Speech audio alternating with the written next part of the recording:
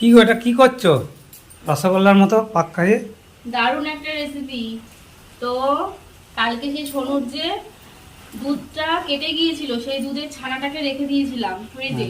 সেই ছানাটার মধ্যে আছে গোলমরিচ, একটু জিরের গুঁড়ো, একটু নুন আর একটু সামান্য চিনি দিয়ে এটাকে এরকম ভাবে তার মধ্যে হ্যাঁ ময়দা দিয়েছি, ময়দা অল্প একটুখানি ময়দা দিয়ে মেখেছি। ছানাটাকে মেখে এরকম ভাবে রসগোল্লার মতন বানিয়েছি। তো এটাকে এবার রান্না করব। তো চলো রান্নাটা তোমাদের সঙ্গে মানে শেয়ার কিছুই করব। ফেলা যায় না? না, অনেকে তো দুধ কেটে গেলে ভাবে কেটে গেছে এটা ফেলে দিই, কিন্তু না ফেলেও একটা সুন্দর রেসিপি বানানো যায়। সব কোথা থেকে শিখলে তুমি? মন থেকে বার করতে হয়। হুম। এইবারে এইগুলোকে তেলের মধ্যে ভেজে নেব একটু। তো এই যে দেখতেই পাচ্ছ, বেশ হালকা হালকা একটু লাল লাল হলেই তুলে নেব। মোটামুটি হয়ে গেছে কটা, খুব বেশি ভাজা না ভাজলেও চলবে। বড়াগুলো তো ভেজে তুলে নিলাম, তারপরে তেলের মধ্যে দিয়ে দিলাম একটু জিরে ফোড়ন আর একটু লঙ্কা ফোড়ন।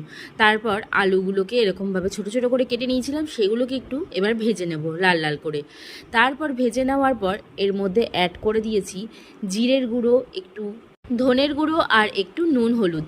আর এর মধ্যে বাটা মশলা দেব টমেটো, আদা, কাঁচা লঙ্কা। যেহেতু এটা কিন্তু নিরামিষ রান্না করছি, আর এটা কিন্তু নিরামিষ রান্না করলেই বেশি ভালো লাগবে।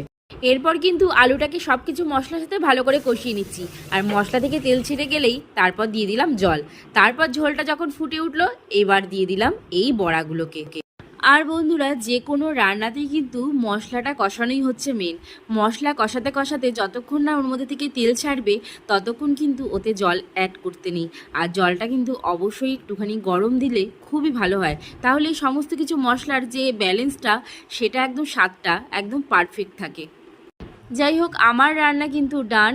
তো আজকের রেসিপিটার নাম আমি দিলাম ছানার কোপ্তাকারি। তো এই রেসিপিটা বাড়িতে অবশ্যই ট্রাই করো। দুধ নষ্ট হয়ে গেলে একদমই ফেলে না দিয়ে ট্রাই করতেই পারো।